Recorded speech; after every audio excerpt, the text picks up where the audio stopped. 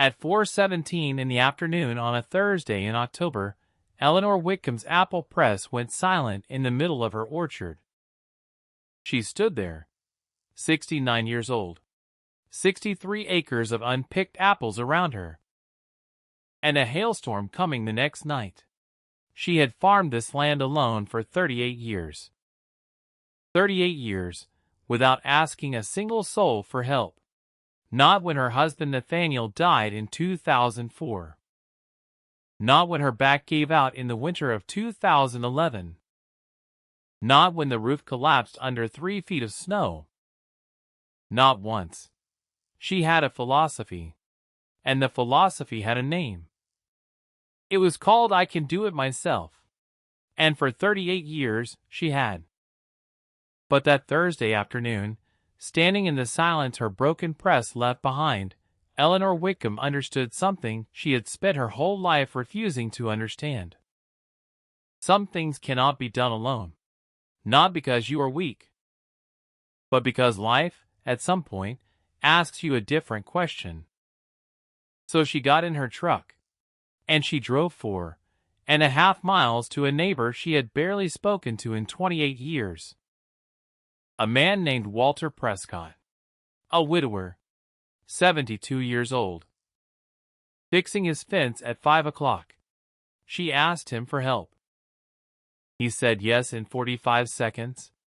And what happened next would reveal a note her late husband had left her 12 years earlier.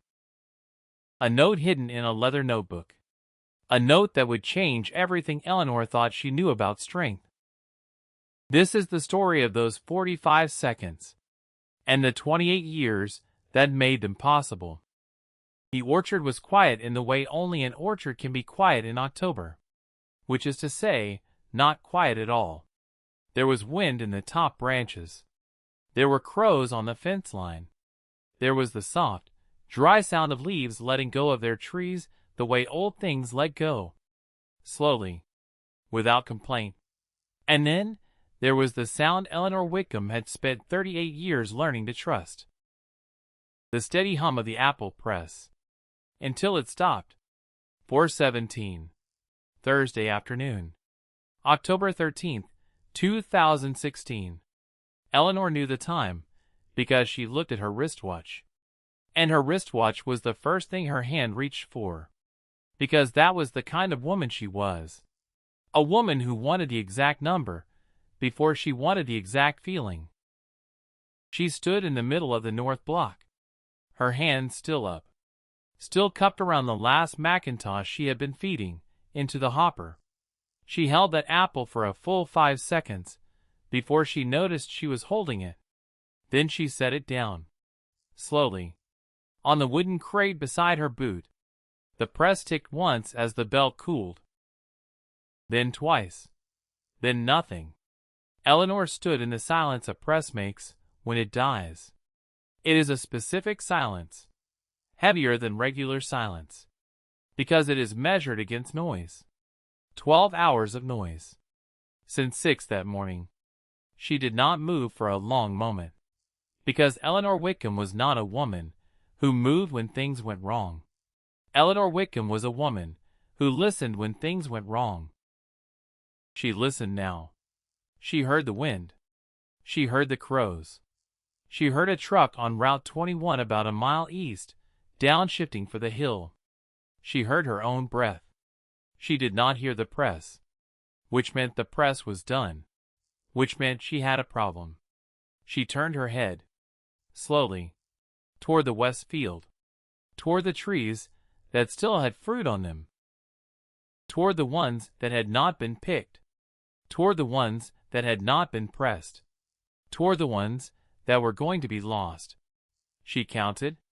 She did not need to count. She knew the number.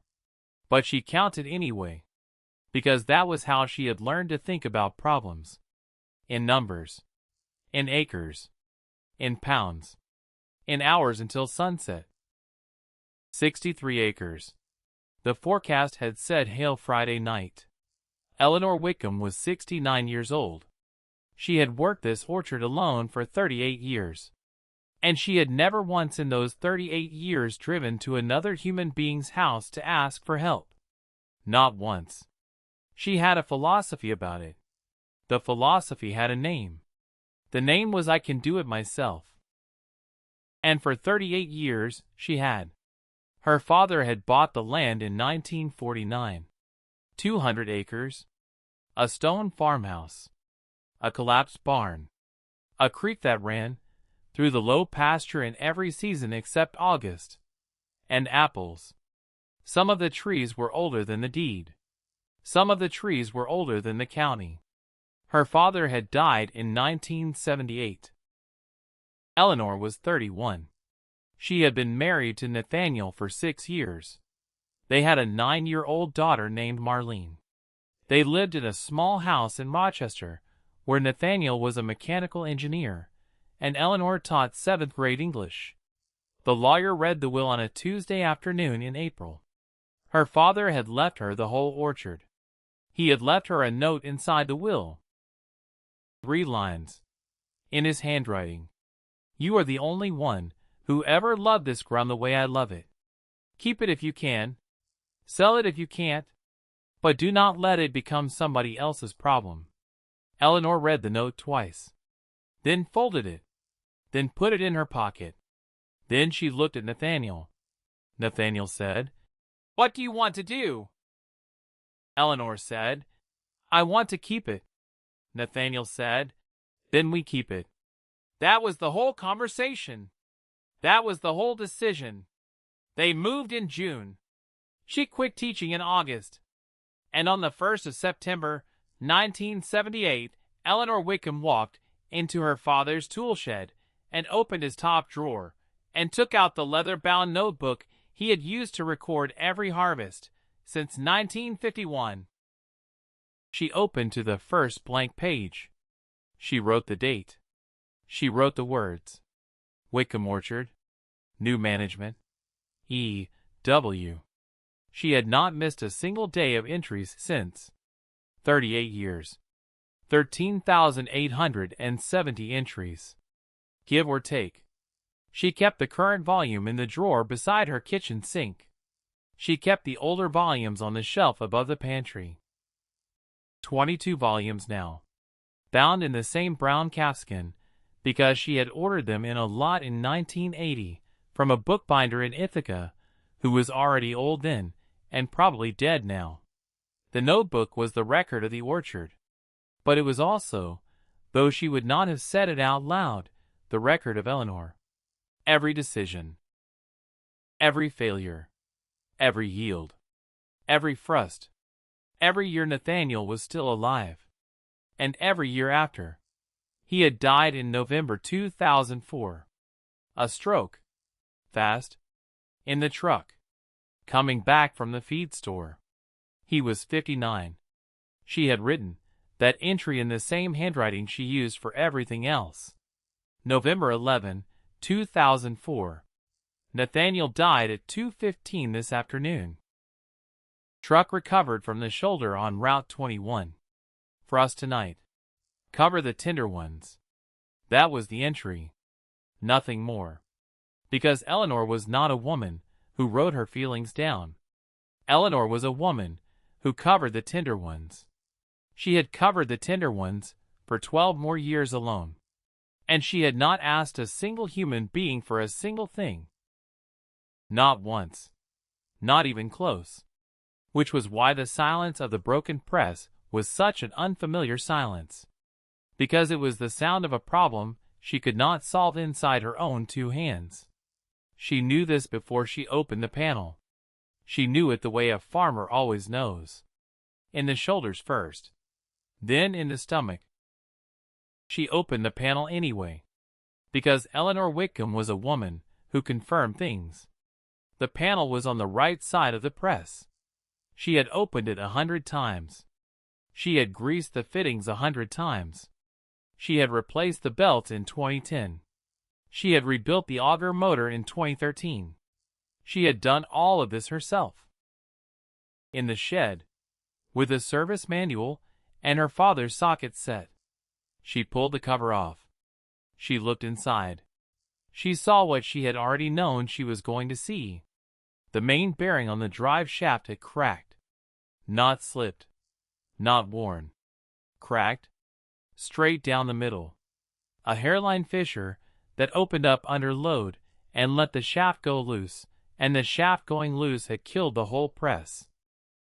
It was a small piece of metal, about the size of her thumb, and it had ended her harvest. She stared at it. She stared at it for a long moment, because it was not a piece of metal that had failed today.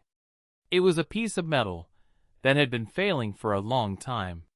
Slowly, under her, while she pushed the press, past what the manual said, past what the machine was built for, season after season, because she had refused to buy a new one, because a new one cost $11,000, because $11,000 was money she did not spend on herself. She had run this press too hard for too long, and now the press had told her the truth. The truth was that self-reliance had a price, and the price was due. Eleanor closed the panel. She wiped her hands on the rag in her back pocket. She stood there. She did the arithmetic in her head, the way she had been doing arithmetic in her head for 38 years. The nearest dealer was in Geneva, 62 miles. Closed at 5. It was already 4:20. They would not have the bearing in stock. They would have to order it from Pennsylvania. 2 days if she was lucky, 3 if she was not. And even when the bearing came, she was not going to install it in an afternoon. She looked west. The sky over Lake Ontario was doing something she had watched skies do her entire life. Building. Layering. The high thin cirrus was already there. The middle deck was coming. By tomorrow evening the front would be in. The forecast had said hail. She trusted the forecast. She had been reading skies since she was a girl, and the forecast was right. 63 acres of unpicked apples. Hail could bruise every one of them beyond selling grade in 20 minutes. And Marlene was bringing Cordelia on Saturday. That was the part Eleanor had not let herself think about yet. So she thought about it now. Because it was time. She walked back to the truck. Slowly. She did not hurry. Because hurrying was for people who had not yet understood the size of their problem. Eleanor had understood. Eleanor was walking. She climbed into the cab. She put both hands on the steering wheel. She looked at her hands. 69-year-old hands. She had a memory of these hands when they were 22. When Nathaniel first held them in the kitchen of the little apartment in Rochester and said, "You have a farmer's hands, Eleanor. You don't know it yet, but you do." She had laughed at him. She had not been a farmer then. She was one now. She started the truck. She drove down the long lane, past the north block, past the west block, past the empty pole barn where she used to keep a second tractor before she sold it in 2011 because she could not justify the insurance. She pulled into the yard. She turned off the engine.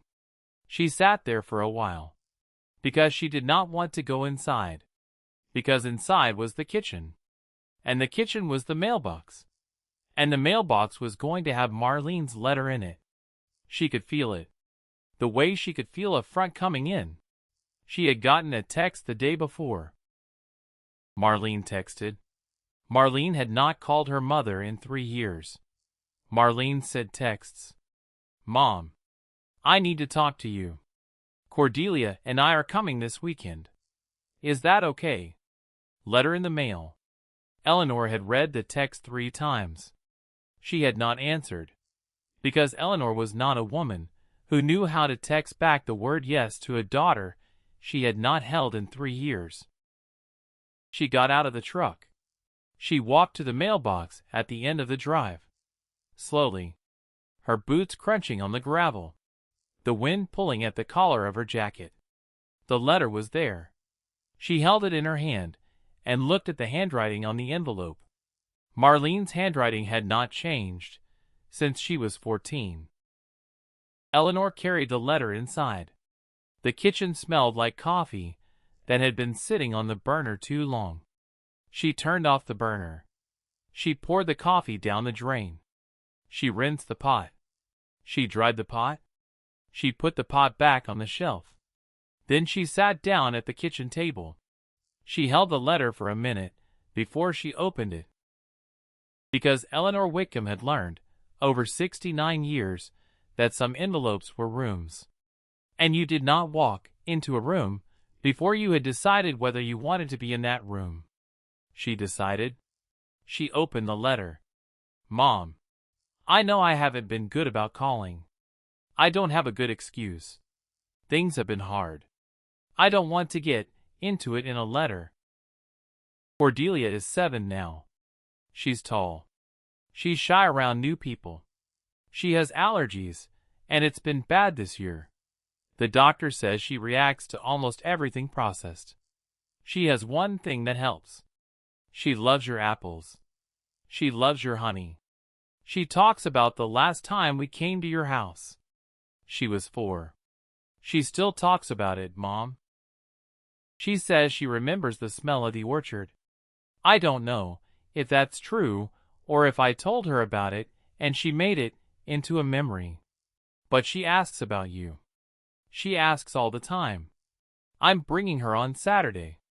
We fly into Rochester Friday night. We'll rent a car. We'll be there by lunch on Saturday. I need you to know something before we come. I'm not okay, Mom. I'm going to tell you when I get there. I just wanted you to have a warning. Please have apples. Please have honey. Please be there. Marlene. Eleanor read the letter twice. Then a third time. Then she folded it. Carefully. Along the same creases Marlene had folded it. And put it back in the envelope. And put the envelope on the table. She stared at it. Please have apples. She had 63 acres of apples she was not going to be able to pick. Please have honey. She had honey. She had rows of honey. 30 pints on the pantry shelf. That was not the problem. The problem was the sentence before the honey. I'm not okay, Mom. Eleanor put her hand flat on the table. Because her hand had started to shake. And Eleanor did not know when she had last let her hand shake in her own kitchen. She did not know, because it had been a long time. She stood up. She walked to the sink. She turned on the cold water. She held her wrists under it, because that was what her mother had taught her to do when she was a girl and something inside her started to go too fast. Cold water on the wrists. For as long as it takes. She stood at the sink for a full minute. The water ran.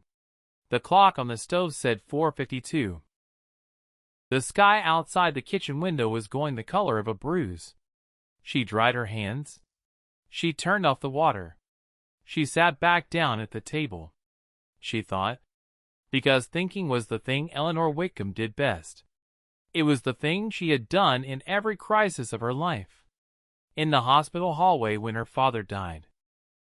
In the truck cab when the sheriff came to tell her about Nathaniel. In the bathroom in 1996 when Marlene called her a cold woman and hung up the phone. Every time. She had gone somewhere quiet. And she had thought. She thought now. Options. She listed them the way she had listed everything her whole life. 1. Fix the press herself. Impossible. The part would not come in time. And she was not going to do the repair in the dark. 2. Rent a press. From where? Every orchard in Wayne County was in the same week she was in. There was not a press for rent within 100 miles. She knew this without checking. 3. Hire custom pickers. Who? And by what miracle? It was Thursday afternoon. She would need a crew of 8 by dawn. Nobody was standing around in October waiting for a phone call from Eleanor Whitcomb. 4. Let the apples take the hail. She sat with option 4 for a long time, because option 4 was not a real option. Option 4 was the option of letting 63 acres worth of a year's work fall to bruise and rot on the ground. Option 4 was the option of telling Cordelia there were no apples. Option 4 was the option of standing in her orchard on Sunday morning and picking up ruined fruit for 2 weeks. She could not choose option 4, which meant there was a fifth option. The fifth option was the option she had not chosen for 38 years. The fifth option was the option of driving to somebody's house and asking them for help. She stood up. She walked to the drawer beside the kitchen sink. She opened the drawer. She took out the leather notebook. The current one. Volume 22. She had started it on the 1st of January 2016. It had 10 months of entries in it now. Yields. Weather. Repairs. The date the bees swarmed. The date the first frost held. The date the price of number 2 grade apples slipped 40 cents at the Newark auction. She sat back down. She opened the notebook to a fresh page. She was going to write the day's entry, because writing the day's entry was what she did. Every day, whether the day had been good or bad. She uncapped her pen. She looked at the blank page. She did not write, because Eleanor Whitcomb did not know what to write. Press broke. 63 acres left. Hail Friday. Cordelia coming. Marlene not okay. She wrote none of it. She flipped backward instead. She did not know why. She flipped backward slowly. Past October 2016. Past September. Past August. Past July. Past the whole year. Then past 2015. Then past 2014. Then past 2013. Her hand kept turning pages. She was not looking for anything. She was just moving through her own life, written in her own hand, on paper that felt like paper always feels when you have written on it too many times. She stopped in 2010, then in 2007, then she stopped in November 2004. Her hand stopped. She was not going to read that page. She turned back a few more. October 2004. Nathaniel's last full month. She read her own entries. The daily notes. The weather. The apples. The routine.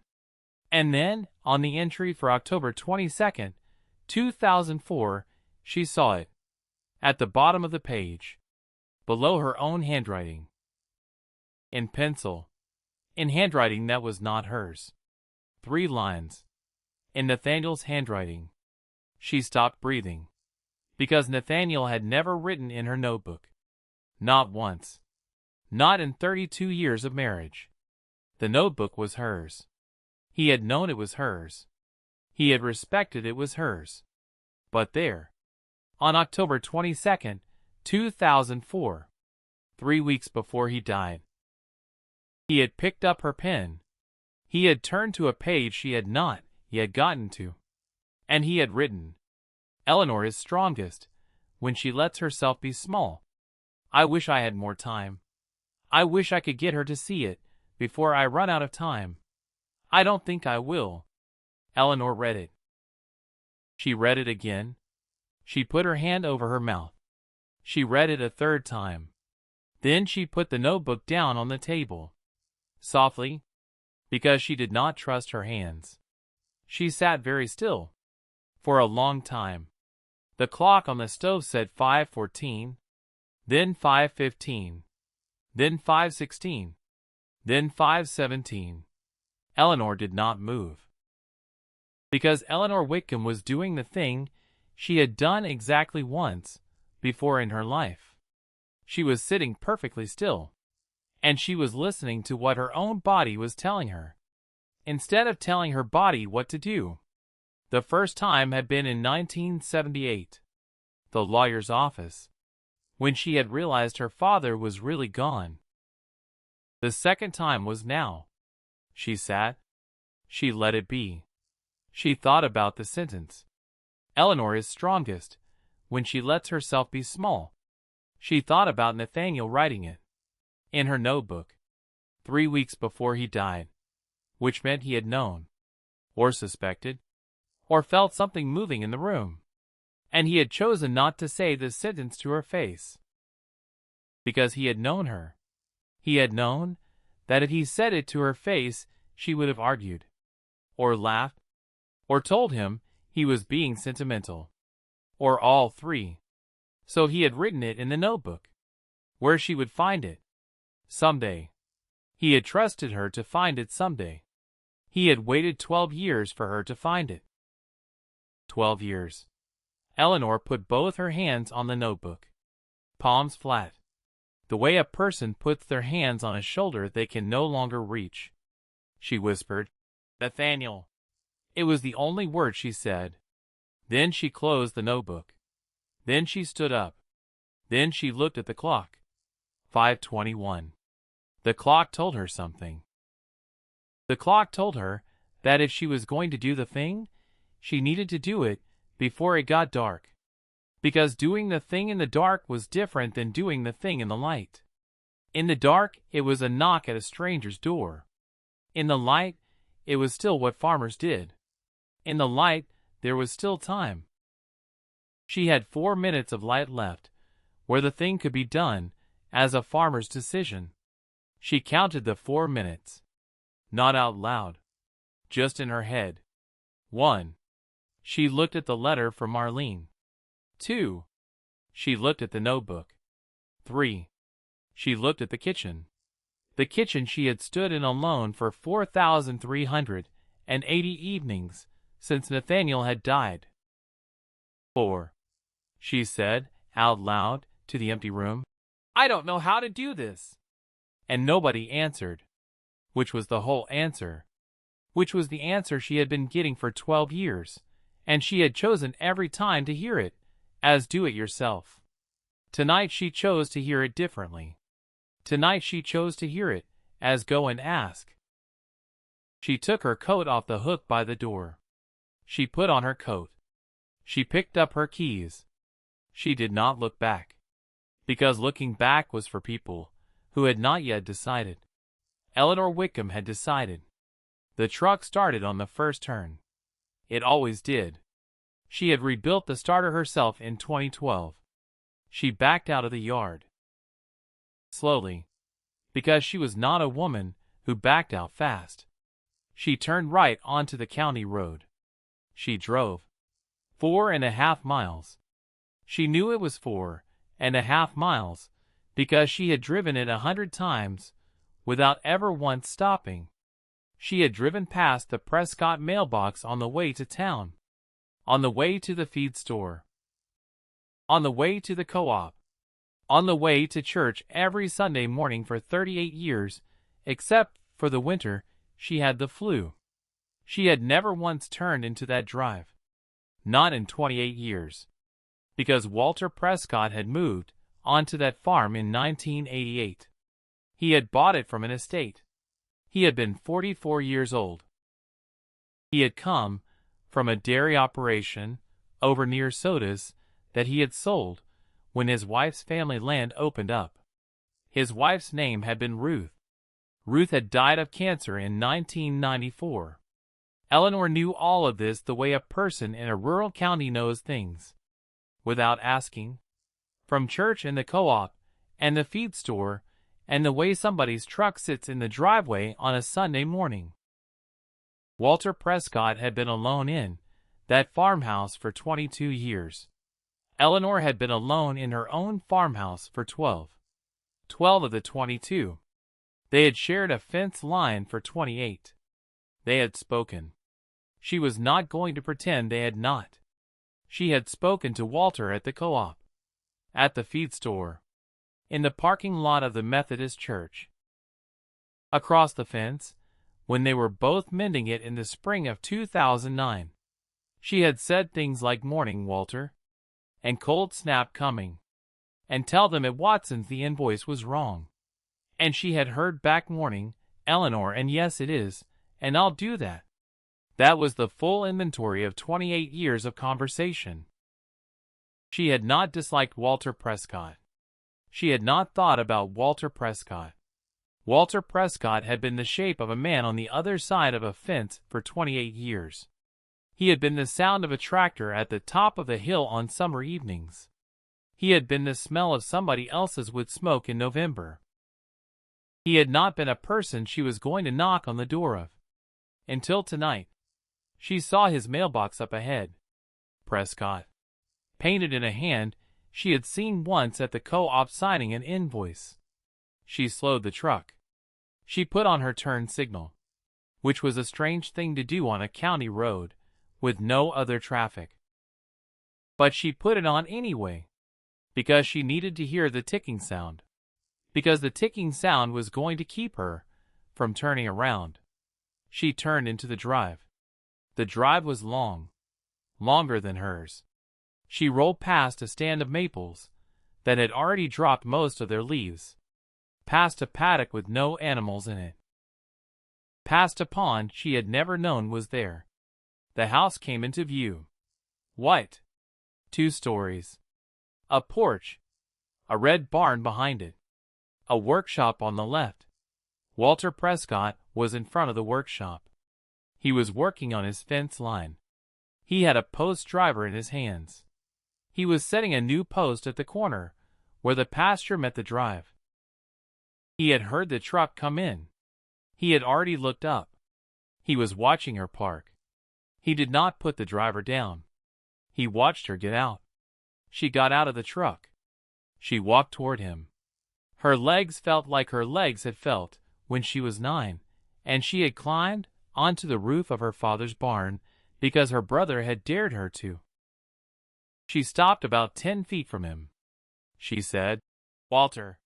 He said, "Eleanor." She said, "I need to talk to you." He set the post driver down.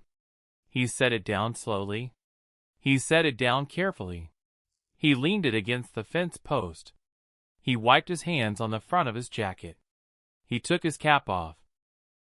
Then he put his cap back on. He said, "All right." That was the whole thing he said. All right. And Eleanor Whitcomb, 69 years old, standing on her neighbor's drive in the failing light of an October evening, understood something she had not understood at 4:17, when the press had died. She understood that the man in front of her had been waiting. Not that he had known she was coming today. Not that he had known she would ever come at all. But that he had, in some way she could not have named, and would not have believed anybody about, been standing in the general direction of ready for a long time. She did not know how she knew this. She just knew. Because sometimes a person's face tells you a thing before their mouth does. And Walter Prescott's face, in the last light of a Thursday in October, was telling her that whatever she had come to say, he was already prepared to hear. She opened her mouth. She closed it. She opened it again. She said, "My press broke." He said, "When?" 4:17. Bearing. Yes. Main drive. Yes. You get the panel off. Yes. Confirmed. Confirmed. He nodded. Just once. He looked past her. At the sky. At the western horizon. At the layer of gray that was thickening the way she had watched it thickening. He looked back at her. He said, "How many acres?" She said, 63. He said, "Hail Friday." She said, "Yes." He said, "Tomorrow evening." She said, "That's what I read." He looked at his boots. He looked at the fence he had been fixing. He looked at the post driver leaned against the post. He looked at the sky again. Then he looked at her. And he said the thing she had not, in the 4.5 miles she had spent driving to his farm, allowed herself to imagine he might say. He said, 6 a.m. tomorrow. Your east field. I've got the old press in the barn. Cleaned it last month. She runs. You point at the trees. I'll work the press. We finish before the weather. Eleanor stood in his driveway. She did not know what to do with her hands. She had prepared, on the drive over, for many possible sentences. She had not prepared for that sentence. She had prepared for "let me think about it." She had prepared for "I have my own to worry about." She had prepared for "I don't know if I have time." She had not prepared for a man who had walked to the answer as if he had been walking toward it for 28 years. She said, "I'll pay you." He said, "We'll talk about that when the apples are in." She said, "Walter." He said, "Eleanor." She said, "Thank you." He said, 6 a.m. She got back in her truck. She started it. She drove down his long drive. She turned right onto the county road. She drove 4.5 miles. She did not remember any part of the drive. She parked in her own yard. She got out.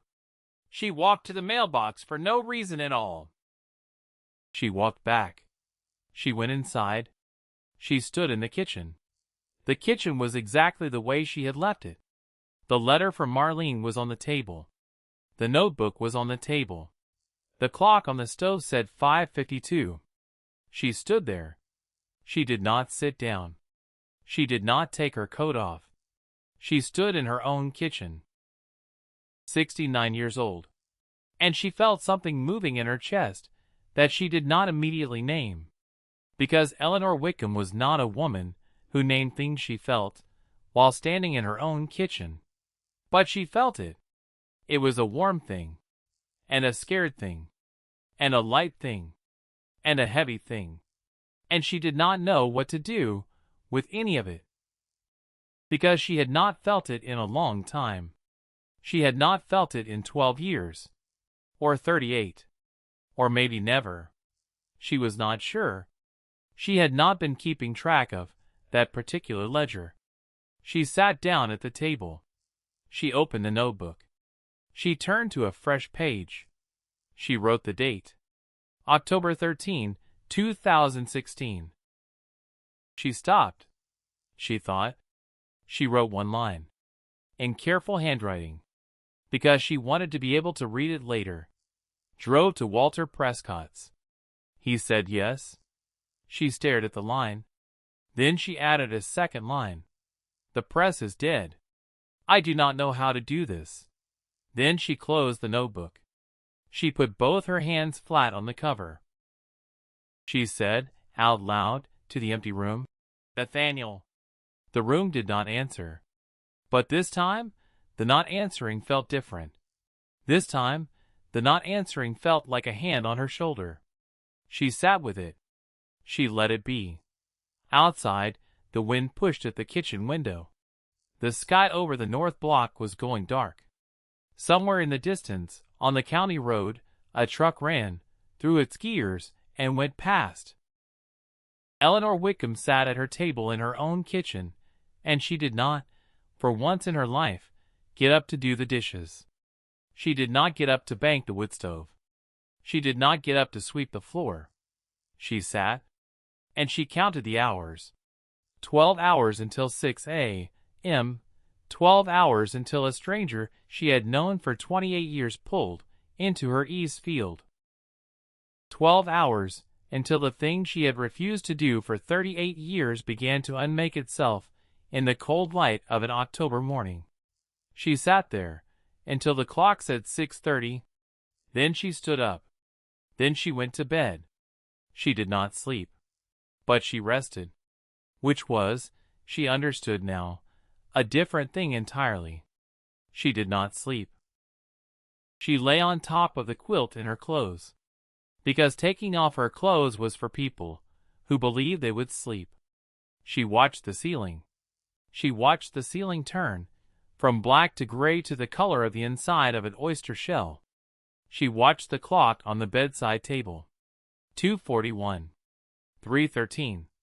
3:58. 4:22. At 4:22, she gave up on the ceiling. She swung her legs off the bed. Slowly. Because her hip had told her, all through the night, that today was going to be a day her hip did not care to participate in. She put her feet on the cold floor. She stood. The house was cold. The wood stove had gone out at some point in the night. Because Eleanor had forgotten to bank it. Because Eleanor, for the first time in 12 years of banking, that stove alone, had gone to bed, with her head somewhere else. She rebuilt the fire. She lit it. She stood in front of it while it caught. Because the fire catching was the sound she needed. Because the fire catching was the sound of the world starting again. And Eleanor Whitcomb needed the world to start again this morning. Because at 6 a.m., it was going to start in a way she did not know how to do. She made coffee. She drank it standing up. At the window. Watching the yard turn, from dark to almost dark to the pale blue-gray of an October morning. The clock said 5:20.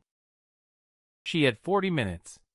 She had, in her whole life, never had a 40 minutes that felt like this one. Because usually 40 minutes was a length of time. This morning 40 minutes was a room she could not sit down in. She dressed for the field. Wool socks. Insulated pants. The barn jacket that had been her father's, then Nathaniel's, then hers.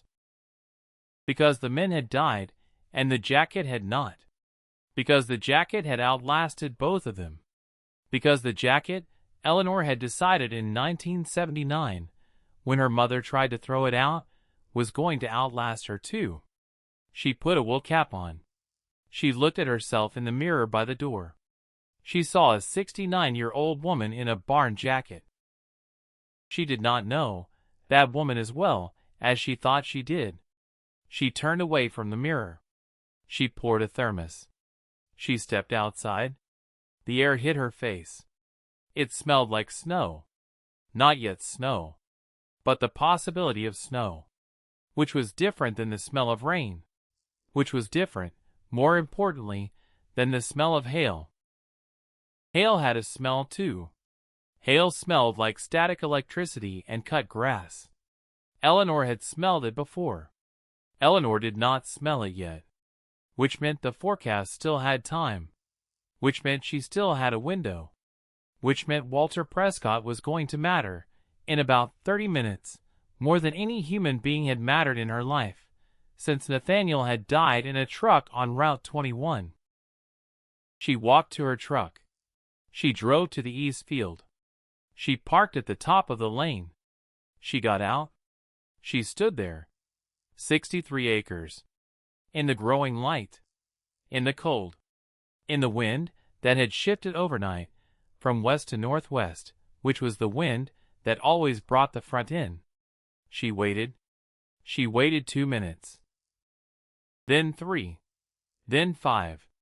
Then she heard it. The sound of a diesel engine coming down the county road.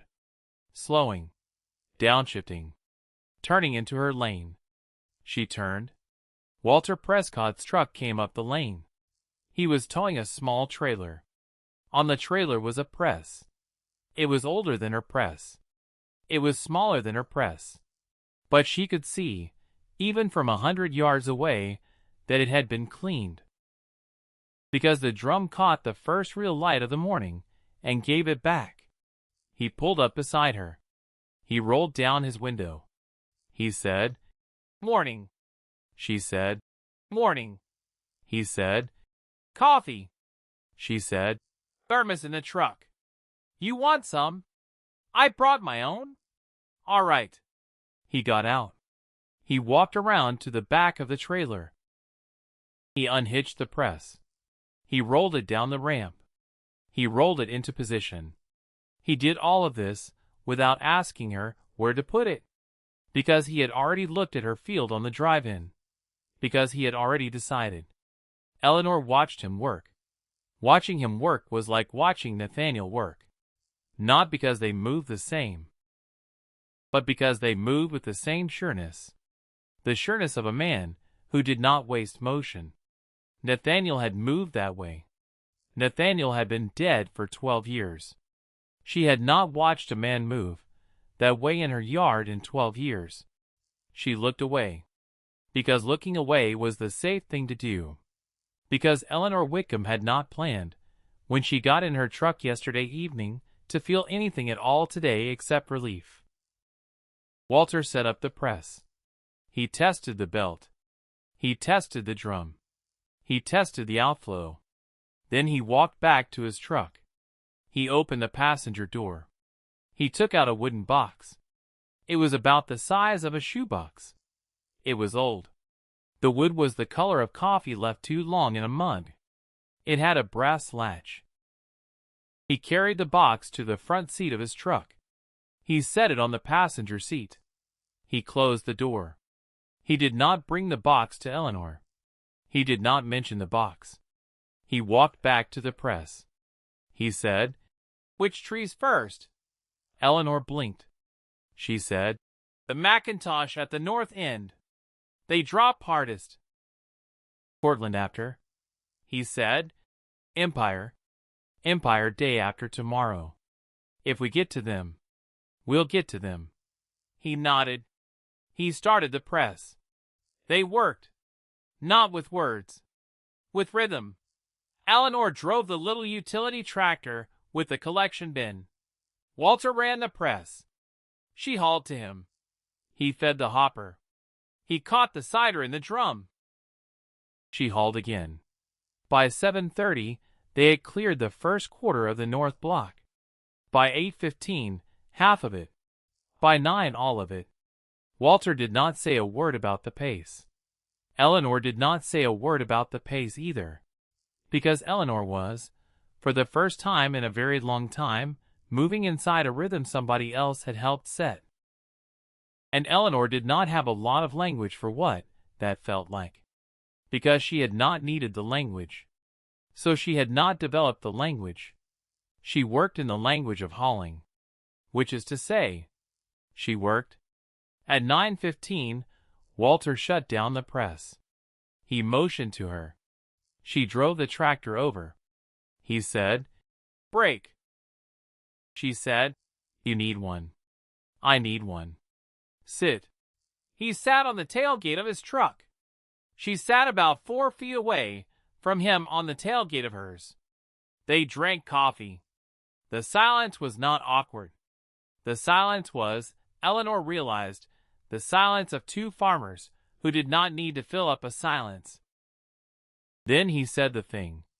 He said, "I knew your husband." Eleanor set her cup down. She said, "You spoke at church a few times." "Not church. County Farm Bureau meetings. 1990 through 2004. He came every month." "So did I." She looked at him. She said, "I didn't know that." He said, "He wouldn't have told you." He said the meetings were his 1 hour. He did not need to be a husband. He said it like it was a compliment to you. She said nothing, because she did not know what to say. Because Nathaniel had told her, for 14 years, that he was going to the meetings, and she had never asked what he did there. And it had never occurred to her to wonder who he sat next to. Walter said, "He talked about you sometimes. Never at length. Just here and there. The way a man talks about his wife when he's trying not to talk about his wife." Eleanor put her hand around her thermos cup, because her hand needed to hold onto something. Walter said, "There was one meeting. February 2004. Snowstorm. Only 4 of us made it. He was one of the 4. We were sitting around the coffee pot afterward. He said something. He stopped. He looked at his cup. Eleanor said, "What did he say?" Walter said, "He said, Eleanor never asks anyone for anything. That's what I love about her. That's also what I'm afraid of." The wind moved in the trees. A crow called from the fence line. Eleanor did not move, because if she moved, she was going to be a person who was crying at 9:30 in the morning in her own east field in front of a man she had barely spoken to in 28 years. And Eleanor Whitcomb did not do that. Except this morning. She might. She might have. She did not know. She sat very still. She looked at her cup. She said, "That was February 2004. That was February 2004. He died in November. He died in November.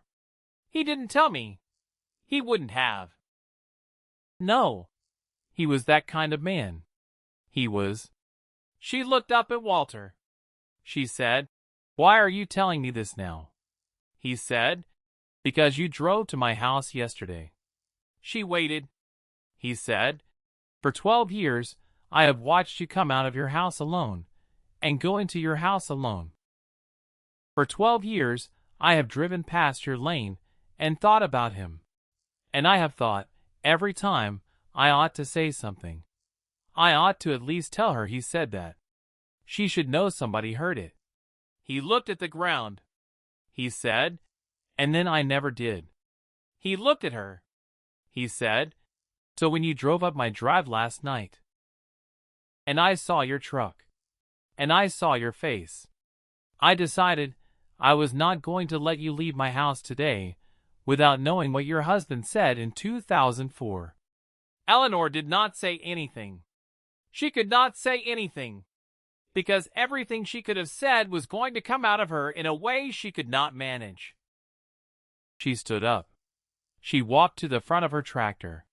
She put her hand on the hood, because the hood of a tractor is warm even in October. Because the hood of a tractor is one of the surfaces in the world Eleanor Whitcomb knew how to touch. She stood there for a minute. Then she turned back. She said, "Cortland after MacIntosh." Walter said, "Cortland after MacIntosh." They went back to work. They worked through the morning. The clouds thickened. The wind held steady. The temperature dropped 4 degrees between 9 and 11. Eleanor knew the numbers because she checked her watch and her handheld thermometer every 30 minutes. Because Eleanor Whitcomb managed a harvest by measurement. Because measurement was one of the languages she knew how to speak. The other language, apparently, was one she was starting to learn. She did not have a name for it yet. She noticed, though. She noticed that Walter, when he handed her the empty jug, brushed the top of it with his thumb before he let her take it, not touching her hand, but touching the jug the way a person touches a thing they are handing over with care. She noticed that he moved slower when she was near him than when she was not, that he opened the hopper wider than he needed to give her extra clearance for her bin, that he took his cap off when he spoke to her and did not put it back on until the sentence was done. She noticed, and she said nothing, because saying something would have required her to admit she had noticed. And Eleanor Whitcomb was not ready.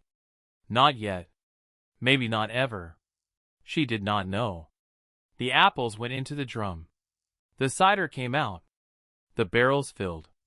She drove them to the shed. She came back. She loaded again. At noon, they broke. Walter opened a paper bag. He handed her a sandwich. She said, "Walter." He said, "I made 2. She took the sandwich. She ate it. It was ham and cheese, on white bread, with mustard, the kind of sandwich a man makes when he has been making his own lunches for a long time. She said, "Thank you." He said, "You're welcome." They sat on the tailgate of her truck, because he had suggested her tailgate this time without saying so. He had walked over and sat down beside her and unwrapped his sandwich, and she had understood without a word that the tailgates were now a shared thing. She looked at his truck. She looked at the passenger seat. She could see the wooden box. She did not ask, because Eleanor was, if she was being honest with herself, afraid of the wooden box. She did not know what was in it. She did not know why he had brought it. She did not know why he had not opened it. She was, in fact, so afraid of the wooden box that she got up and walked to the press before she had finished her sandwich. Because if she sat next to Walter Prescott and thought about the wooden box for one more minute, she was going to say something she could not take back.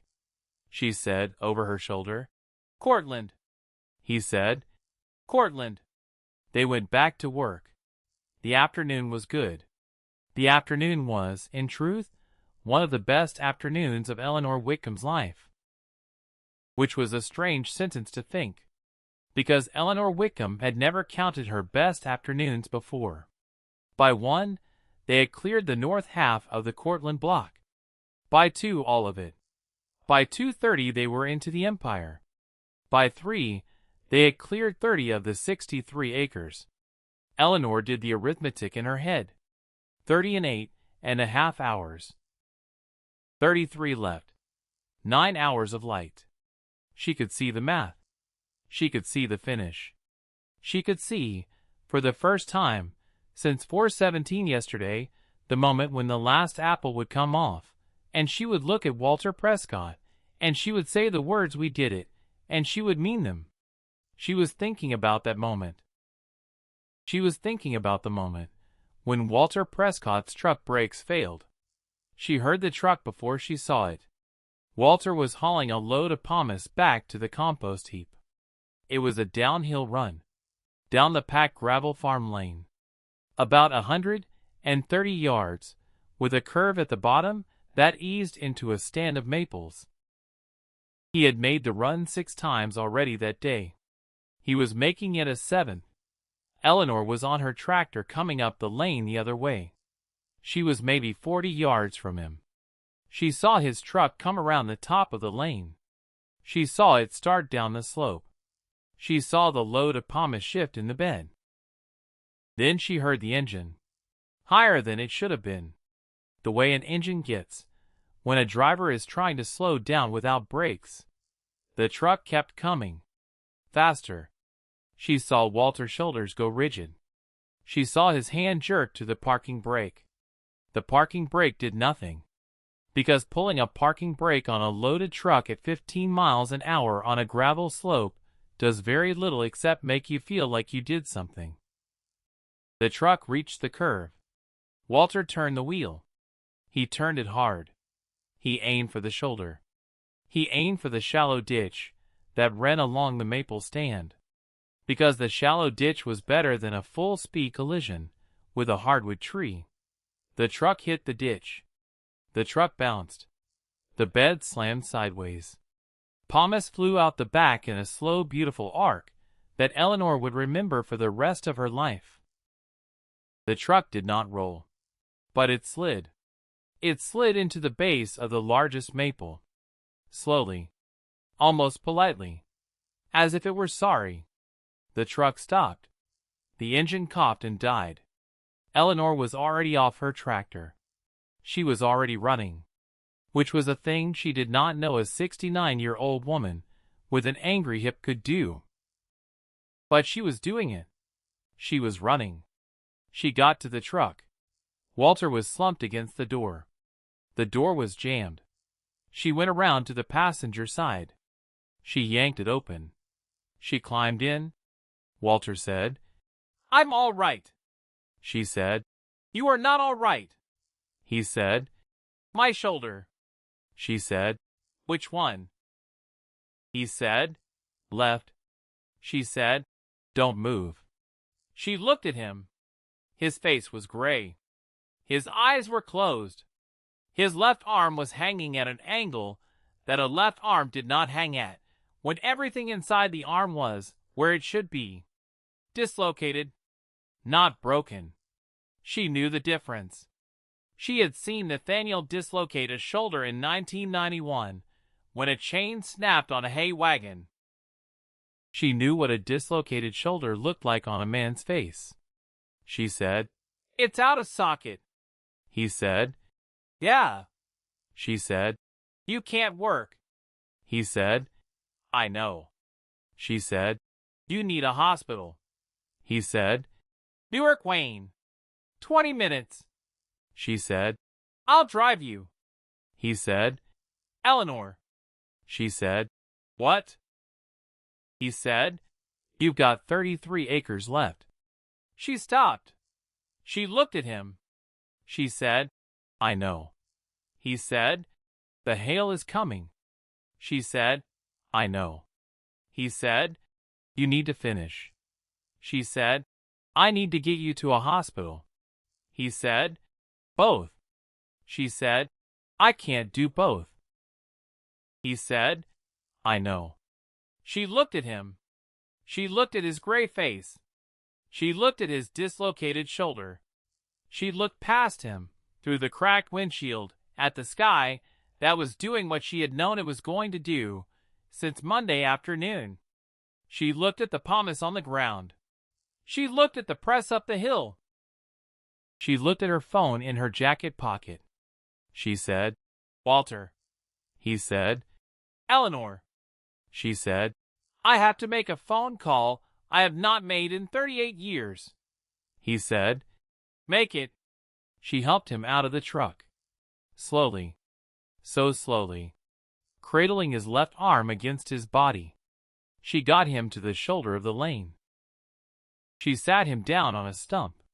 She put her own jacket around his shoulders, which he did not want, which she made him wear anyway. She said, I'm calling for an ambulance. He said, Eleanor, it's dislocated, not fatal. An ambulance. Eleanor. Walter. Fine. She called 911. She gave the address. She gave the injury. She gave her name. She said the words Prescott Farm next door. The dispatcher said 14 minutes. 14 minutes. 14 minutes, she could not begin the other call she had to make. She sat on the stump next to Walter. She held his good hand. Because he needed a hand held. Because a person with a dislocated shoulder sitting on a stump next to a smashed truck needs the hand of another human being. And because Eleanor Whitcomb, sitting on that stump, discovered a small terrible thing about herself. She discovered that she had wanted to hold his hand for longer than she had let herself know. She let go of his hand. Then she took it back. She did not say anything. She did not need to. The ambulance came. It was faster than 14 minutes. It was 10. 2 paramedics. A young woman with a red braid. An older man with kind eyes. They loaded Walter. They asked Eleanor if she was coming. She said, I can't. The older paramedic looked at her. He looked past her. At the orchard. At the sky. At the small pile of pumice scattered across the ditch. He said, You need to finish the crop. She said, Yes. He said, How many acres? 33. Hail? Tomorrow morning now. It came in early. He nodded. He said, We'll take care of him. You take care of the crop. They shut the doors. They pulled away. Eleanor stood in the lane. The truck was against the maple. The pumice was in the ditch. The press was still running up the hill, because she had never turned it off. The sky was gray-black at the western edge, and the wind was gusting now instead of blowing steady. She was alone. She was completely alone. She had 33 acres of unpicked apples. And she was 69 years old. And her hip hurt. And her hands were shaking. And she did not know how to run the press by herself. And even if she did, she could not run the press and pick and haul all 3 in the light she had left. Nobody could. Nobody in the world. She stood there. She reached into her jacket pocket. She took out her phone. She opened the contacts. There were 41 names in the contacts. Most of them were businesses. The dealer in Geneva. The vet. The propane company. The insurance office. There were, in the whole list, only 6 numbers of actual human beings she personally knew, who lived within 30 miles of her farm. All 6 were people she had gotten the number of because of the Methodist Church. Because at some point in the last 38 years, somebody had said, "You should have my number in case of an emergency," and Eleanor had said thank you, and put the number in her phone, and never once called it. 6 people. 6 people she had smiled at across a coffee urn in the fellowship hall. 6 people she was about to call. Because she had no other option. Because she had run out of options. Because Eleanor Whitcomb, standing alone in her own lane, with a smashed truck, and a dislocated neighbor, and a sky full of coming hail, was going to have to do the second thing she had never done in 38 years. She was going to have to ask more than one person. She scrolled to the first name. Bernadette Kilbride. Church secretary. Widow. Lived on the north side of town. Eleanor had helped her carry a casserole dish out to her car in 2011. Bernadette had insisted that day that Eleanor take her number. Eleanor pressed the number. The phone rang. It rang 4 times. It went to voicemail. Eleanor said, "Bernadette, this is Eleanor Whitcomb. I need help. I'm on the farm. Please call me back." She hung up. She scrolled. Francis Delahan. She called. It rang. Voicemail. She left the message. Warren Sturgis. Voicemail. Marion Osgood. Voicemail. Reverend Colby Vinson. Voicemail. Delia Corcoran. Voicemail. 6 calls. 6 voicemails. No human being had picked up a phone. Eleanor stood in the lane, her phone in her hand, her breath coming faster than she wanted it to, her hips screaming. She looked at the sky. She looked at the orchard. She looked at the smashed truck. And Eleanor Whitcomb, who had not cried since the sheriff had come to her door in November 2004, sat down at the base of the nearest apple tree. She sat right down, on the cold ground, against the trunk. She put her head against the bark. She closed her eyes. She cried. She cried the way a person cries, when they have been holding it in for 12 years, and now they cannot hold it in any more. She cried without sound, and then with sound, and then with sound she could not stop. She cried for her father, who was dead. She cried for her mother, who was dead. She cried for Nathaniel, who was dead. She cried for the baby she had lost between Marlene and Never Again in the fall of 1976, which she had not thought about in years, and did not know why she was thinking about now. She cried for Marlene, who was flying east in the morning, and who was not okay, and whom Eleanor had not held in 3 years, and did not know how to hold now. She cried for Cordelia, who wanted apples. She cried for Walter, who was in an ambulance. She cried for herself. She cried for herself. She cried for herself. She sat there for a long time. She did not know how long. She did not care. Then her phone rang. She fumbled for it, because her hands were shaking, because her cheeks were wet and cold, because she had, for the first time in 38 years, forgotten what her own phone sounded like. She looked at the screen. Bernadette Kilbride. She answered. She said, "Bernadette." Bernadette said, "Eleanor, I was in the shower." "What's wrong?" Eleanor opened her mouth. She could not speak. Bernadette said, "Eleanor, what is wrong?" Eleanor said, "My neighbor's in an ambulance. My press is broken. I have 33 acres. Hail is coming. I need." She stopped. She could not say the word. She tried again. She said, "I need." Bernadette said, "You need help." Eleanor said, "Yes." Bernadette said, "I am hanging up now. I am calling everybody. Do not move. Do you hear me? Do not move." Eleanor said, "Bernadette, Bernadette said. "Eleanor, I have wanted you to call for 18 years. Do not move." The line went dead. Eleanor sat under the tree. She looked at her phone. She did not know what had just happened. She did not know what was about to happen. But she understood, sitting there against the bark of an apple tree in the failing afternoon of Friday the 14th of October, that a thing she had believed for 38 years might have been wrong. She had believed that nobody was going to come. She had built her life on that belief. She had watered her orchard on that belief.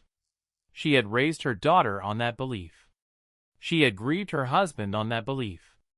And in the space of a single phone call, an old woman with a red bathrobe and wet hair had told her, in 8 words, that the belief had never been true. "I have wanted you to call for 18 years. 18 years. Eleanor did not do the math out loud. But she did the math. 18 years ago was 1998. Bernadette's husband had died in 1997.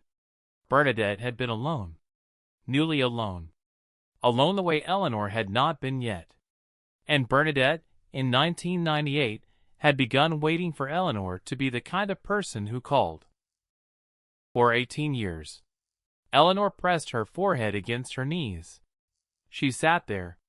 She did not cry anymore. She just sat. Because sometimes crying is not the biggest thing. Sometimes the biggest thing is what you feel after the crying, when there is no more crying left. And what is left is quieter than crying. And heavier. She sat. She heard the first truck about 11 minutes later. She lifted her head. She listened. It was coming down the county road. Slowing at the mailbox. Turning in. She stood up.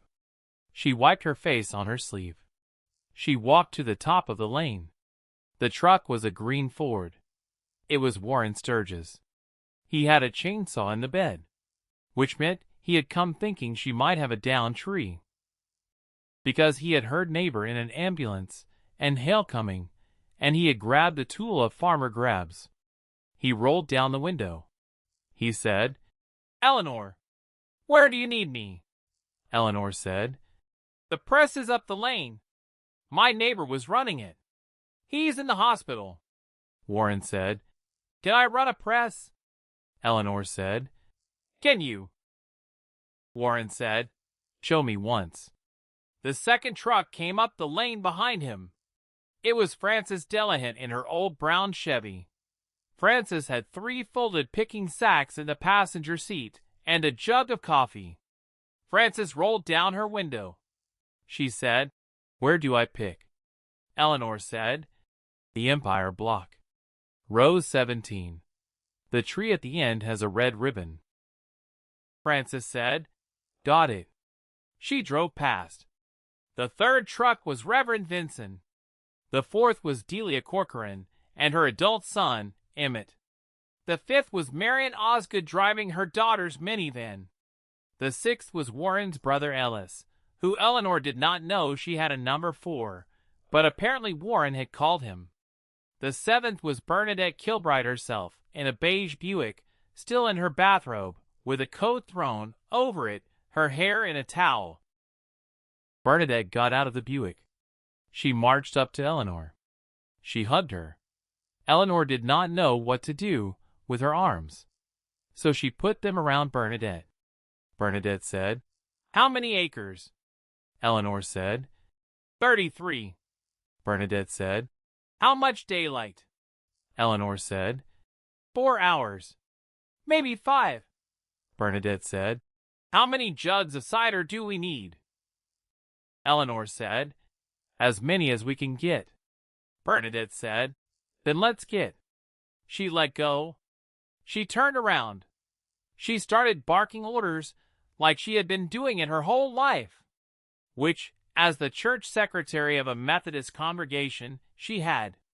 The 8th vehicle was another minivan. 2 women Eleanor did not know. Bernadette had called them from a prayer chain list. They had picking sacks. They had come. The 9th was a pickup with 3 teenage boys in it, grandsons of Francis.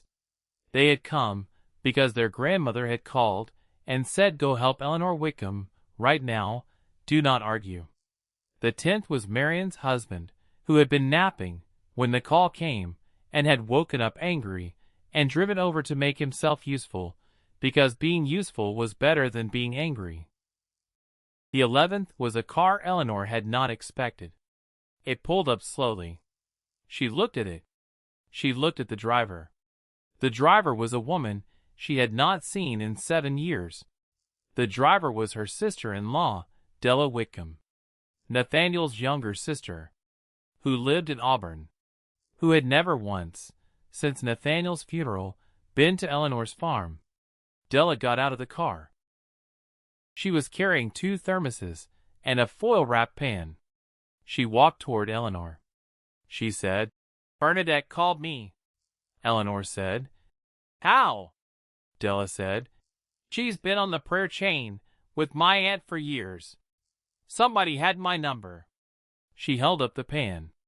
She said, "I brought supper for the crew." Eleanor stared at her. Della said, "Nathaniel would have wanted me here." Eleanor said, "Della." Della said, "Don't. Not now. Later."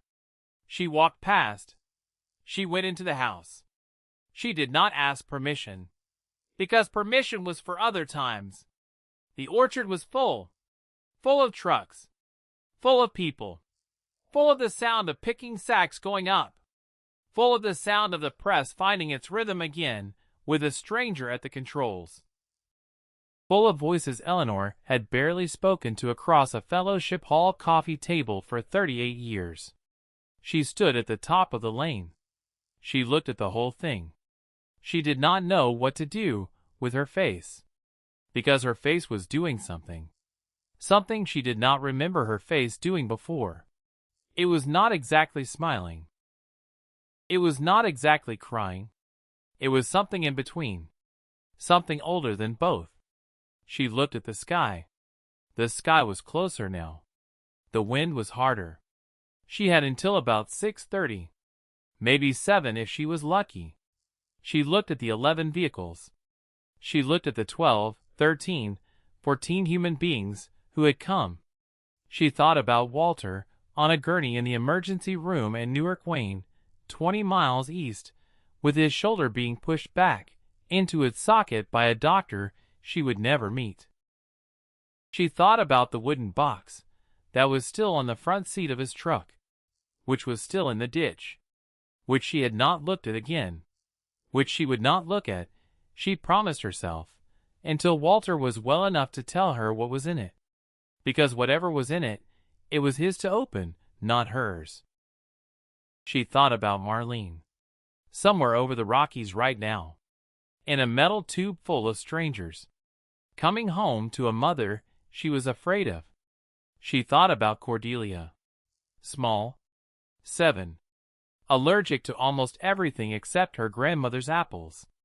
Then she thought about Nathaniel, in a small conference room in 1990-something, saying the sentence, "Eleanor never asks anyone for anything." "That's what I love about her. That's also what I'm afraid of," she said, out loud, to the empty top of the lane, where no one could hear her. "You were right, Nathaniel." She wiped her face. She picked up a spare pair of gloves. She walked into her own orchard. She joined her people, because they were her people. She had not known that until this afternoon. She knew it now. She would not forget it again. They finished at 5:32. Not 5:30. Not 5:35. 5:32. Because Eleanor Whitcomb looked at her wristwatch the moment the last apple came off the last empire tree at the far southeast corner of the block, and she memorized the numbers the way a woman memorizes a face she is never going to see again. 5:32. The last apple was picked by a teenage boy named Wyatt, Francis Delahant's grandson, 16 years old, 6'3", skinny as a rake handle. He had climbed the tree with the ease of a boy who did not Yet no, his knees were mortal. He had come down, with 3 apples cradled in the front of his sweatshirt. He walked them over to Eleanor. He held them out. He said, "Last 3, ma'am." Eleanor took them. She held them in her hands. She said, "Thank you, Wyatt." He said, "Yes, ma'am." He stood there. She looked up at him. She said, "You did a man's day today." He said, "My grandmother said I had to." Eleanor almost laughed. She did not laugh, because if she started laughing, she was not going to stop, and the thing that came out of her was not going to be laughing anymore. She said, "Tell your grandmother thank you." He said, "She's right over there." She said, "I know." He walked away. Eleanor stood there.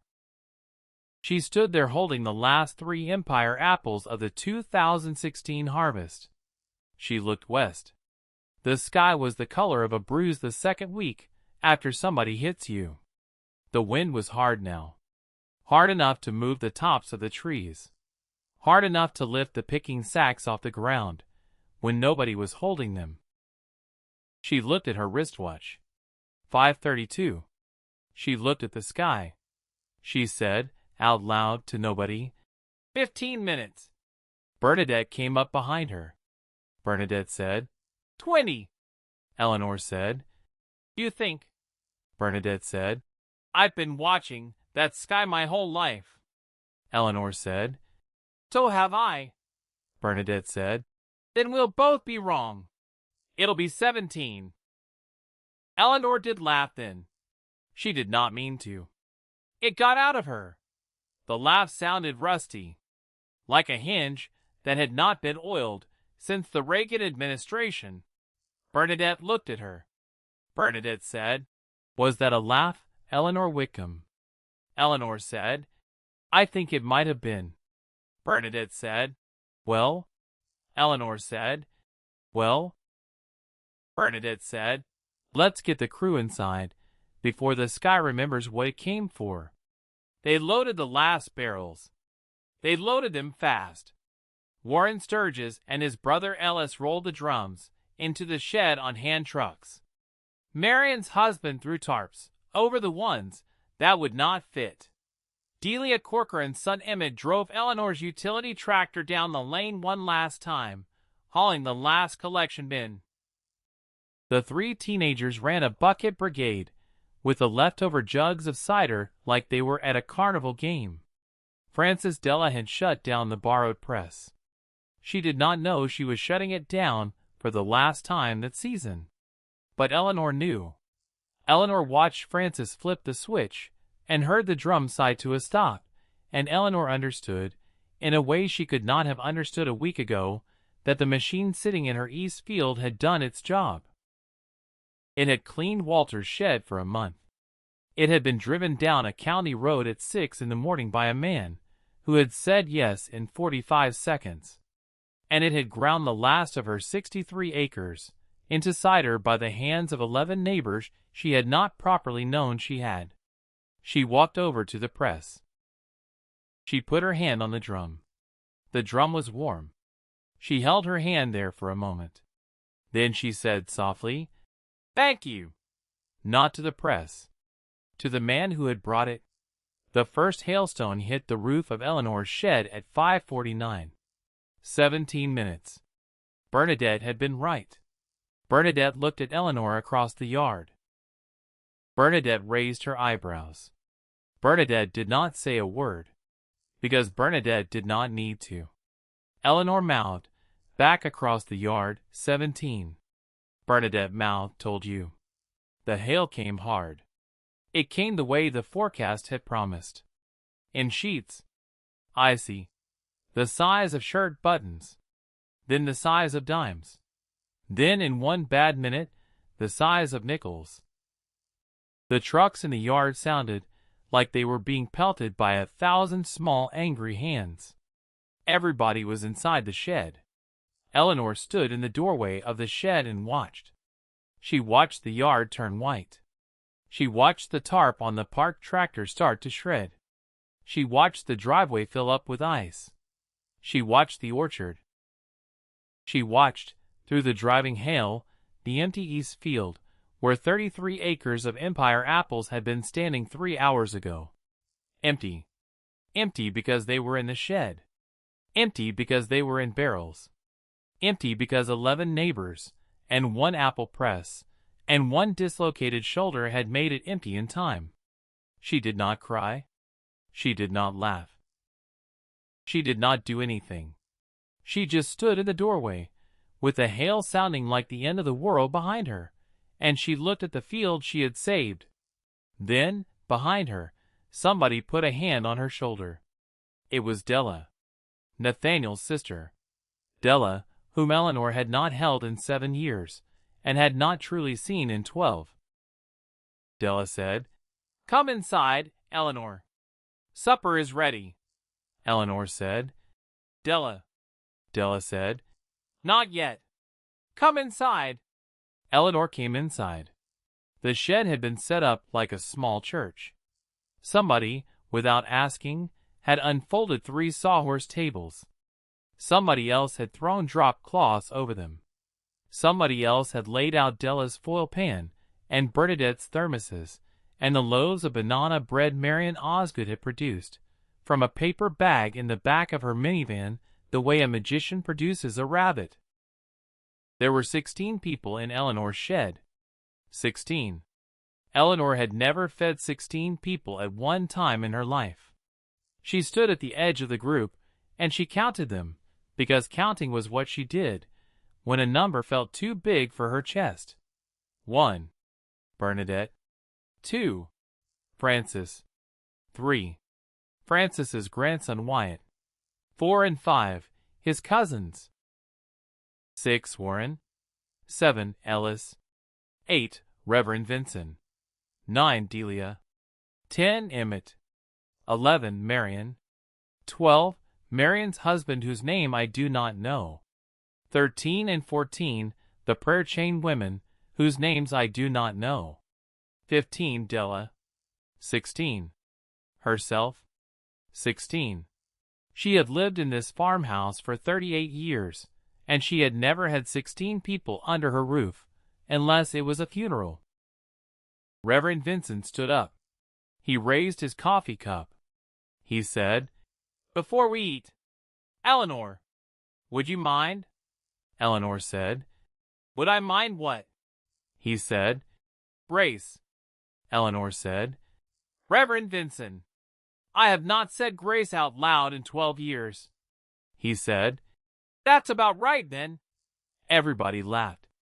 The laugh went around the shed and came back to Eleanor and hit her in the chest the way a warm cup of coffee hits your hands on a cold morning. She held her own cup. She looked down at it. She said, "Dear Lord." She stopped.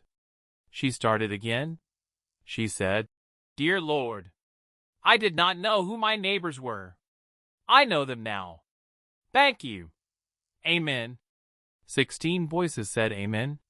The shed was quiet for a beat. Then Bernadette said, "Sit down, Eleanor, before your food gets cold." Eleanor sat down. She ate. She ate a plateful. She had not eaten a plateful in a long time. She got the call about Walter at 7:15. It was the nurse, from Newark, Wayne, a woman with a tired, kind voice. The nurse said, "Mrs. Whitcomb, Mr. Prescott asked me to call. His shoulder is back in the socket.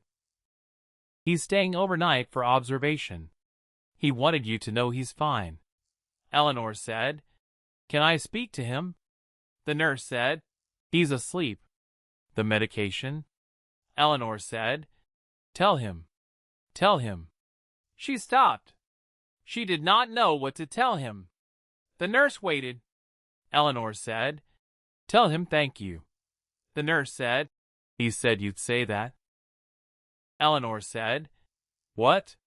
The nurse said, "He said, if she calls, tell her I already know. Tell her I have known for a very long time. Tell her to stop thanking me and start finishing the apples." Eleanor put a hand on the wall. because Eleanor needed a wall to put a hand on. She said, "Tell him. Tell him the apples are finished." The nurse said, "He'll be very glad to hear that." Eleanor said, "Tell him I'll come tomorrow." The nurse said, "He said not to come tomorrow. He said your daughter is coming tomorrow. He said come Sunday." Eleanor stood very still, with her hand on the wall. She said, "He said that?" The nurse said, "He said that?" Eleanor said, "Thank you." The nurse said, "Good night, Mrs. Whitcomb." Eleanor said, "Good night." She hung up. She stood in her kitchen. She was alone. Everybody had gone home. Around 6:30, in a small caravan of trucks that pulled out of her yard one after the other into the still falling hail, which had turned to sleet, which had turned to a cold, hard rain. The kitchen was warm. Della had banked the wood stove before she left. Eleanor stood at the sink and looked out the window. She said out loud, "He knew I would say thank you." She said out loud, "He said stop thanking me and start finishing the apples." She said out loud, and this time softer, "Nathaniel, are you seeing this?" The room did not answer, but this time she did not need it to. She slept. For the first time in 3 nights, she slept. She slept for 11 hours. She woke up at 6 in the morning to a house that smelled like coffee. Della had stayed. She had not asked. She had not said. Della had made herself a bed on the couch in the front room with a quilt from the linen closet, and she had gotten up at 5 and started the coffee. Eleanor came down the stairs. Della was at the table. Della had 2 cups poured. Della slid one across. Eleanor sat down. Neither of them said anything for a full minute. Then Della said, "Marlene lands at 11. Eleanor said, "I know." Della said, "She'll be here by 1. Eleanor said, "I know." Della said, "You know how to do this." Eleanor said, "I do not know how to do this." Della said, "You know how to do the last 24 hours. So you know how to do this." Eleanor looked at her sister-in-law. She had never really looked at her sister-in-law before. Della had Nathaniel's eyes. Eleanor had known this for 43 years, and she had not, until this morning, looked at her sister-in-law hard enough to see it. She said, "Della, I am sorry." Della said, "For what?" Eleanor said, "For 7 years." Della said, "Eleanor." Eleanor said, "For 12. Della said, "Eleanor, not now. Later. There is time now." Eleanor said, "Is there?" Della said, "There is." Eleanor put her hand across the table. Della put her hand on top of it. They drank their coffee like that. Marlene pulled into the yard at 1:07. A rented white sedan, splashed with mud from the county road. Eleanor watched from the kitchen window. Her hands were dry. She had made sure of it. She had dried them 3 times on the dish towel, because she was not going to hug her daughter for the first time in 3 years, with wet hands. The car doors opened. Marlene got out of the driver's side. She looked older than she had 3 years ago. She looked thinner. She looked, Eleanor realized with a small terrible pang, like Eleanor. Then the passenger door opened. A small person got out. 7 years old. Wearing a purple parka. Her hair in 2 braids. Her cheeks red, from the plane ride, and the airport, and the drive. Cordelia. Cordelia looked at the farmhouse. Then Cordelia looked past the farmhouse. At the orchard. At the empty east field. At the rows of empty trees she did not know had been full 24 hours ago. Then she looked at the kitchen window. She saw Eleanor. She raised a small hand. She waved. Eleanor waved back. Then Eleanor did the thing she had not done in 12 years. She walked out onto her own porch, in her house slippers, with her hair loose, because there had not been time to pin it up, because there had not been anything to pin. She walked down the porch steps. She walked across the wet yard. She stopped in front of her daughter. Marlene said, "Hi, Mom." Eleanor said, "Hi, honey." Marlene said, "This is Cordelia." Cordelia said, "I remember you." Eleanor said, "You do." Cordelia said, "You smell like apples." Eleanor said, "I do." Cordelia said, "Can I see the trees?" Eleanor said, "You can." She held out her hand. Cordelia took it. Eleanor's hand was old and dry, and it had lifted 48,000 pounds of apples in the last 24 hours. Cordelia's hand was 7 years old and warm. Eleanor did not let go. She walked Cordelia to the orchard. Marlene stood in the yard. Marlene watched them go. Marlene put both her hands over her face. Della came out onto the porch and put an arm around Marlene without a word. Cordelia stayed in the orchard for a long time. She wanted to see every kind of tree. She wanted to know the difference between a Cortland and an empire. She wanted to hold the last 3 empires that Wyatt had brought down. She wanted to eat one right there. Eleanor let her. Cordelia bit into it. Cordelia's face did the thing a 7-year-old's face does when the food is exactly right. Her eyes went wide. Her cheeks pushed up. She made a small hum sound. She said, "Grandma." Eleanor said, "Yes." Cordelia said, "This is the best apple in the whole world." Eleanor said, "It is." Cordelia said, "Can we have some to take home?" Eleanor said, "As many as your suitcase will hold." Cordelia said, "Grandma." Eleanor said, "Yes." Cordelia said, "My mom is sad." Eleanor said, "I know, honey." Cordelia said, "She thought you would be mad at us for coming." Eleanor stopped walking. She knelt down, because her knee was not going to like it, but her knee was going to have to. She was eye to eye with Cordelia. She said, "Sweetheart, I am so glad you came." Cordelia said, "Are you glad my mom came?" Eleanor said, "Yes." Cordelia said, "Are you going to tell her that?" Eleanor said, "I am." Cordelia said, "Now." Eleanor said, "Now." She stood up. She took Cordelia's hand.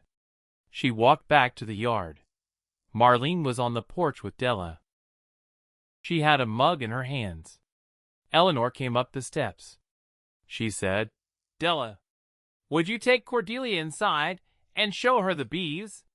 Della said, "The bees are asleep, honey. It's October, but I can show you the honey." Cordelia said, "Yes, please." They went inside. Eleanor sat down in the chair beside Marlene. She did not say anything for a while. Neither did Marlene. Then Marlene said, "You look tired, Mom." Eleanor said, "I am tired." Marlene said, "The trees are all picked." Eleanor said, "They are." Marlene said, "That's a lot of work for one person." Eleanor said, "It was not one person." Marlene looked at her. Eleanor said, "My press broke on Thursday afternoon." 63 acres left. Hail was coming. Marlene said, "Mom." Eleanor said, "I drove to the neighbors." Marlene said, "What neighbor?" Eleanor said, "Walter Prescott, widower, 28 years across the fence line." Marlene said, "You drove to his house." Eleanor said, "Yes." Marlene said, "And asked?" Eleanor said, "Yes." Marlene said nothing for a long time. Then Marlene said, "Mom, I have to tell you something." Eleanor said, "Okay." Marlene said, "Kevin left me 2 years ago." Eleanor did not move. Marlene said, "I did not tell you. I did not know how to tell you. I am raising Cordelia by myself. In Portland. I work 60 hours a week. I have not been to a doctor in a year. I have not called my mother in 3. Eleanor said, "Oh, honey." Marlene said, "Don't." Eleanor said, "Don't what?" Marlene said, "Don't be nice yet. Let me say it." Eleanor closed her mouth. Marlene said, "Every time I picked up the phone to call you. Every time. I thought about the way you handle things. You just handle them. You do not tell anybody. You do not fall apart. You just keep going. And I thought, I cannot call her and cry to her when this is what she does. I cannot tell her that her daughter cannot handle her own life, when Eleanor Whitcomb has been handling her own life for 100 years by herself." Eleanor said, "Marlene." Marlene said, "Mom." Eleanor said, "Look at me." Marlene looked. Eleanor said, "I have been so wrong about so many things for so long." Marlene said, "Mom." Eleanor said, "I did not know I was showing you how to be. I thought I was just being. I did not know a mother is a shape her daughter tries to fit." Marlene started to cry. Eleanor said, "I have been the wrong shape." Marlene said, "Mom, stop, please." Eleanor said, "No, honey. Let me. Let me. I have been the wrong shape. I was the wrong shape for Nathaniel. I was the wrong shape for you. I was the wrong shape for a woman named Bernadette Kilbride, who has been waiting for me to call her for 18 years. And I was the wrong shape for a man named Walter Prescott, who is in a hospital bed in Newark, Wayne right now, because he came to help me, and I did not know how to let him come sooner." Marlene was crying with her whole body now. Eleanor put her arms around her daughter. For the first time in 12 years. Marlene pushed her face into Eleanor's shoulder. Marlene said, into her mother's collar, "I needed you, Mom. I needed you." Eleanor said, into her daughter's hair, "I know, honey. I am so sorry. I am here. I am here. I am here." They sat on the porch. The rain had stopped. The wind had turned. Somewhere in the kitchen, Della and Cordelia were laughing about something. Eleanor held her daughter. She held her daughter for a long, long time. She drove to the hospital on Sunday morning.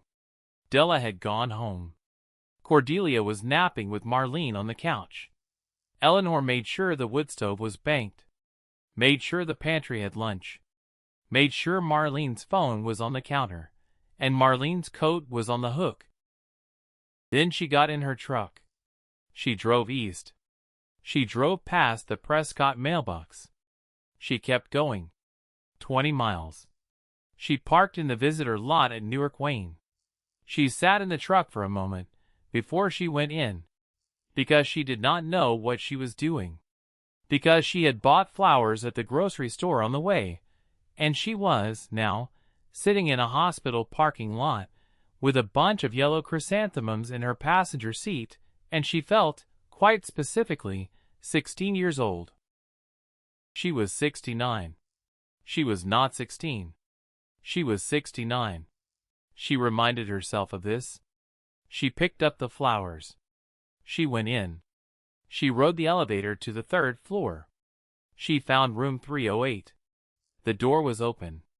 Walter was sitting up in the bed. His left arm was in a sling. His hair was flat on one side and sticking up on the other. He was looking out the window. He heard her come in. He turned. He said, "Eleanor." She said, "Walter." She held up the flowers. She said, I did not know what to bring. He said, chrysanthemums. She said, the rose choices were bad. He said, chrysanthemums are fine. She put the flowers on the windowsill. She sat in the chair beside the bed. She looked at him. He looked at her. Neither of them said anything for a full minute. Then Walter said, 63 acres. Eleanor said, 63 acres. Walter said, in. Eleanor said, in. 17 minutes before it hit. Walter said, who came? Eleanor said, Bernadette Kilbride, Frances Delahaye, Warren Sturgis, Ellis, Reverend Vincent, Delia Corcoran and her son, Marion and her husband, 2 women I do not know the names of, 3 teenage boys, and Della. Walter said, Della. Eleanor said, Nathaniel's sister. Walter said, I remember Della. Eleanor said, Bernadette called her. Walter said, Bernadette has always known everybody. Eleanor said, apparently. Walter said, how did it feel? Eleanor said, what? Walter said, how did it feel? To be picked up by your people. Eleanor looked at her hands. She said, Walter, I did not know they were my people. Walter said, I know. Eleanor said, I do not know how not to know that. Walter said, you will figure it out. Eleanor said, will I? Walter said, you already have. She looked up. He was watching her. She said, Walter, there is a wooden box on the front seat of your truck. Walter closed his eyes for a long moment. Then he opened them. He said, you saw it. Eleanor said, I saw it. Walter said, did you open it? Eleanor said, no. Walter said, why not? Eleanor said, because it is yours. Walter said, Eleanor. Eleanor said, yes. Walter said, the box is not mine.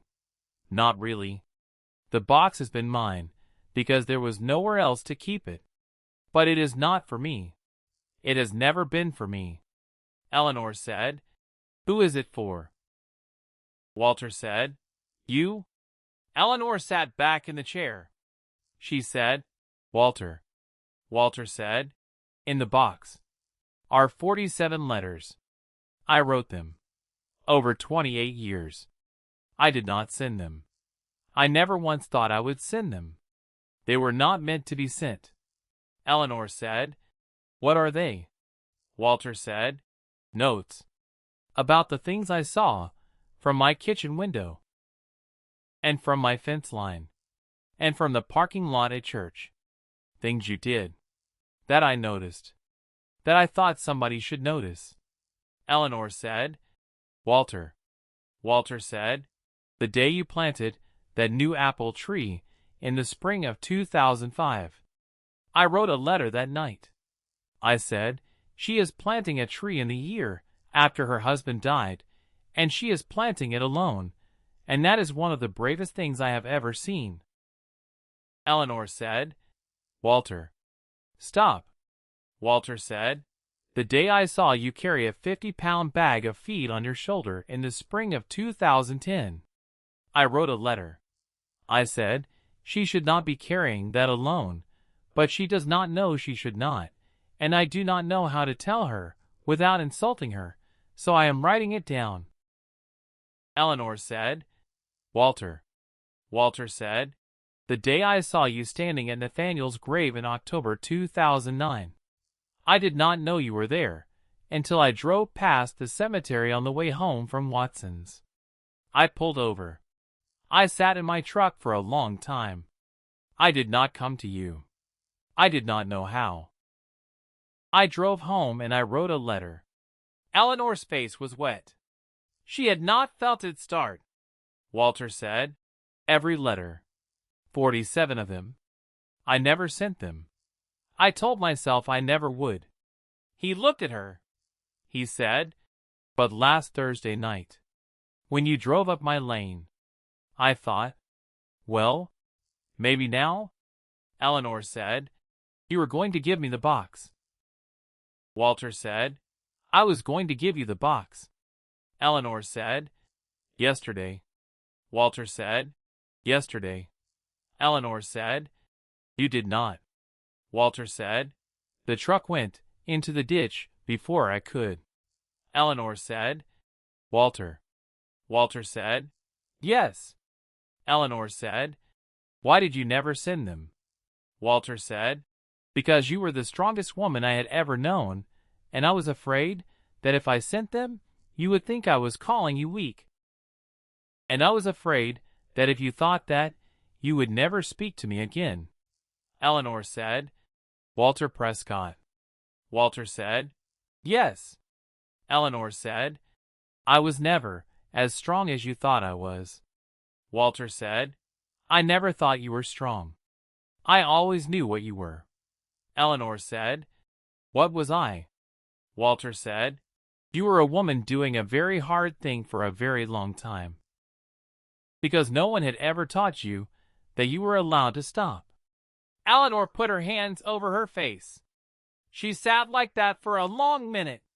When she took her hands down, Walter was watching her the way she had wanted, without knowing she wanted to be watched. For 12 years, or 28, or 69, she said, "Walter." He said, "Eleanor." She said, "May I have the box?" He said, "Take it home. Read them slow. There is no hurry." She said, "I might not be able to read them slow." He said, "Then read them fast. Either way, they are yours." She said, "Walter." He said, "Yes." She said, "When you get out of here, when your arm is better, would you come for supper?" He said, "Eleanor Whitcomb, I would come for supper." She said, "Wednesday." He said, "Wednesday." She said, 6 o'clock. He said, 6 o'clock. She stood up. She leaned over. She kissed him. On the forehead. Once. Not long. Not short. The right length. She said, "Get well, Walter." He said, "I already am." She left. She got the box from his truck on the way home. She drove it to her farmhouse. She set it on the kitchen table. She read all 47 letters. She read them straight through. She started at 8 o'clock at night. She finished at 2 in the morning. She did not stop. She could not stop. They were not love letters. They were witness letters. They were the record of a woman being seen, in private, without her knowledge, by a man who had never asked her to be anything except what she was. She wept over most of them. She laughed at 3. At the 15th, she set it down and went to the window and looked out across the fence line at the dark shape of Walter Prescott's house against the sky, and she said out loud, "You have been across that fence my whole widowhood." And I did not know. She read them all. She put them back in the box. She closed the lid. She sat there. At 2:17 in the morning of Monday, October 17, 2016, Eleanor Whitcomb sat at her kitchen table with a wooden box in front of her, and she understood something she had not understood in 69 years. Being seen was not the same as being weak. Being seen was the whole thing. Being seen was what her father had wanted for her when he wrote, "Do not let it become somebody else's problem."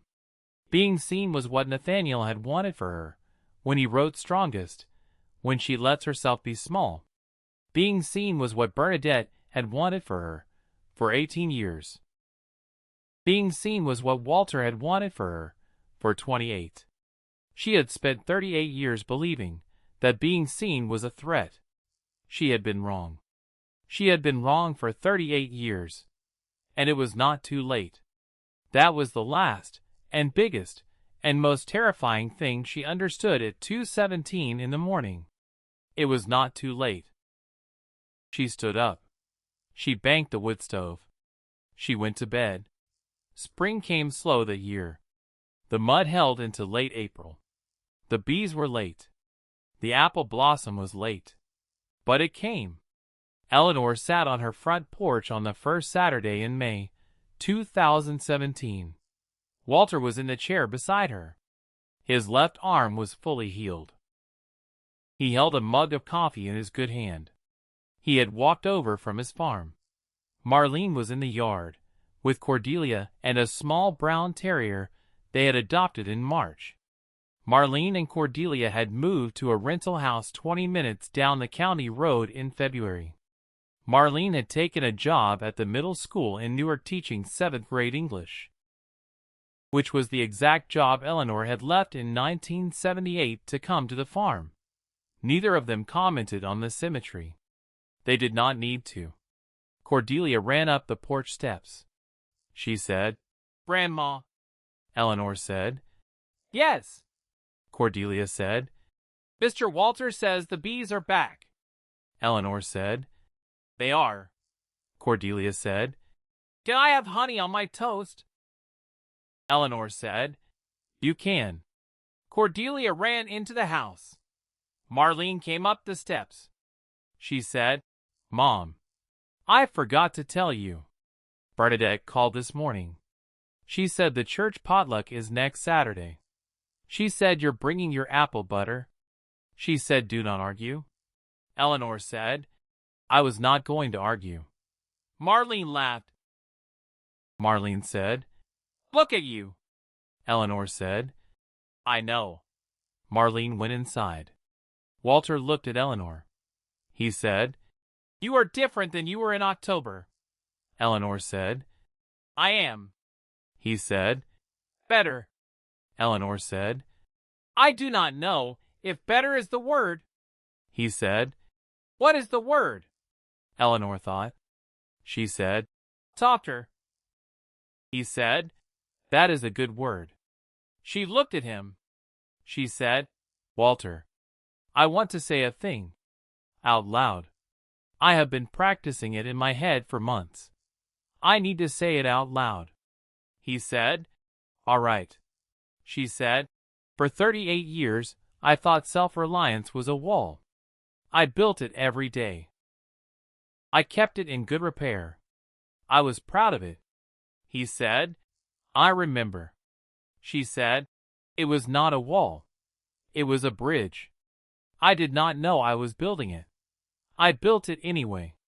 And when I finally walked across it, on a Thursday afternoon in October, to your shed, you were on the other side. Because you had been on the other side the whole time." He did not speak.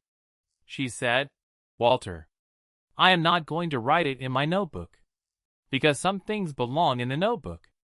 And some things belong out loud." He said, "So say it out loud." She said, "Thank you. For 28 years. He said, "You are welcome." She said, "For 28 years. He said, "For 28 years, Eleanor. And for the 28 to come." They sat on the porch. Cordelia and Marlene came back out with plates. Cordelia had honey on her toast. She had honey on her chin. She had honey on her thumb. She climbed up into Walter's lap the way she had been climbing up into Walter's lap since Easter, and Walter put his good arm around her and let her eat her toast against his shoulder. Eleanor watched them. She watched her granddaughter, 7 years old, safe. She watched her daughter, 42, no longer afraid. She watched Walter, 72, home. She watched the orchard. She watched the blossom. She watched the bees. She watched, without needing to name it, everything she had believed for 38 years, and everything she had learned in the 8 months, since a piece of metal the size of her thumb had cracked in an apple press, and changed her whole life. She looked at her wristwatch. 10:41. She smiled. Because the time on her wrist did not matter today. Because today was not a day for measurement. Because today, for the first time in a very long time, Eleanor Whitcomb was not calculating anything at all. She was, quite simply, sitting on a porch in the spring sunshine, with her family beside her, and a man she loved holding her granddaughter on his lap. And it was enough. It was more than enough. It was, she understood, everything.